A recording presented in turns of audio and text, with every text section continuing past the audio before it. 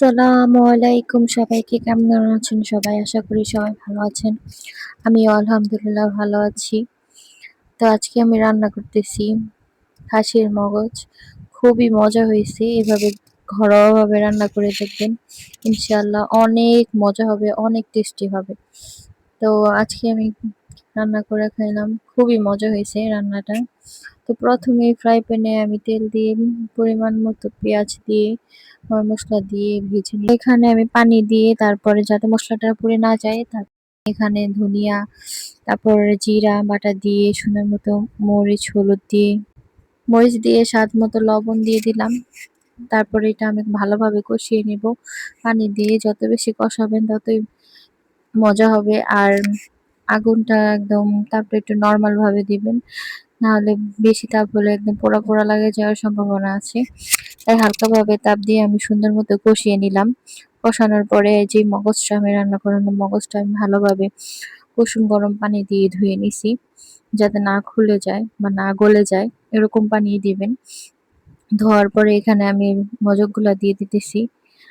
তো দেখতেই পেতেছেন মজকগুলো আমি কষিয়ে নিব ভালোভাবে সুন্দরভাবে। এখন ভাঙলেও কোনো সমস্যা নেই। কষানোর পরে হালকা একটু পানি দিয়ে আমি ভালোভাবে কষিয়ে নিব, হালকা আগুনের তাপ দিয়ে। তারপর কষানোর পরে পরিমাণ মতো পানি দিয়ে দিব এটা সিদ্ধ হওয়ার জন্য। তো যার যতটুকু আপনি যদি কষানোর আর আমি মনে করি মগজ ভুনা আর কষানোই মজা লাগে। তো ঝোল ঝোল ভালো লাগে না, আমি একদম শুকিয়ে নিছি।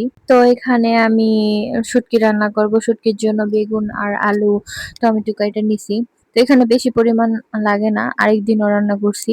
তো এটা অনেক মজা হয়েছিল, তাই আজকে বেশি পরিমাণে রান্না করব। এটা রুটি দিয়েও খেতে পারেন আপনারা, এভাবে ভাত দিয়েও মজা লাগে।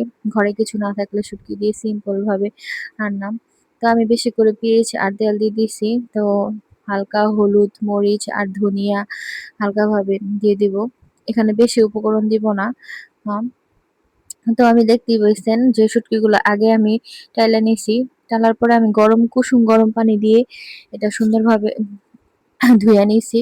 তো এখানে আমি মশলাটাও কষা নিলাম সুন্দরভাবে। কাঁচামরিচ পরিমাণ মতো, পেঁয়াজ পরিমাণ মতো সবকিছু দিয়ে সুন্দরভাবে কষিয়ে আলুটা আগে দিয়ে দিলাম, যেহেতু আলুটা শক্ত সিদ্ধ হতে টাইম লাগে। এ কারণে আলুটা আগে দিয়ে সুন্দরভাবে কষিয়ে সিদ্ধ করে নিলাম। তারপর এখানে আমি বেগুনও দিয়ে দিব।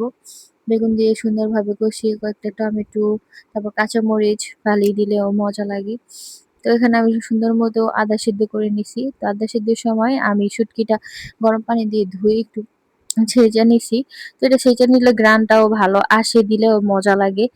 তো আমার এভাবেই ভালো লাগে, আপনারা চাইলে এভাবে নাও দিতে পারেন। তো এভাবে আমি পরিমাণ মতো দিয়ে সুন্দর মতো কষিয়ে নিচ্ছি। আলহামদুলিল্লাহ খেতে খুবই মজা হয়েছে, বিশেষ করে মগজটা। আপনারা চাইলে এভাবে অবশ্যই রান্না করে ট্রাই করে দেখতে পারেন। খুব বেশি আহামরি কিছু লাগে না। তো আলহামদুলিল্লাহ খেতে খুব মজা হয়েছে। তো আপনারা এভাবে ট্রাই করে দেখবেন, ইনশাআল্লাহ ভালো লাগবে।